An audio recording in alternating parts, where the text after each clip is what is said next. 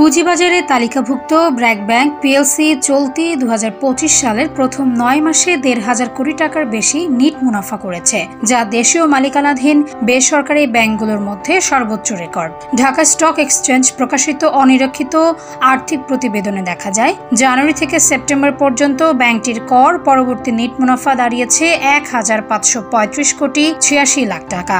এই অঙ্কটি 2024 সালের পূর্ণ হিসাব বছরের মুনাফা 1,229 কোটি 62 লাখ টাকার চেয়েও বেশি।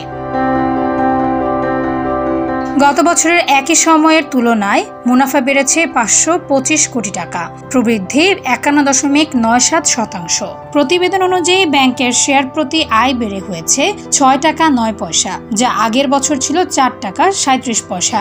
এছাড়া নগদ পরিচালন প্রবাহ দাঁড়িয়েছে 63 টাকা 3 পয়সা এবং শেয়ার প্রতি নিট সম্পদ মূল্য বেড়ে হয়েছে 51 টাকা 73 পয়সা। ব্যাংকের কর্মকর্তারা জানিয়েছেন, বিনিয়োগ ও সুদ আয়ে উল্লেখযোগ্য বৃদ্ধি, আমানত বৃদ্ধির ধারা এবং সরকারি সিকিউরিটিজের পুনর্মূল্যায়নে সম্পদ মূল্যের উন্নতি এই সাফল্যের মূল কারণ।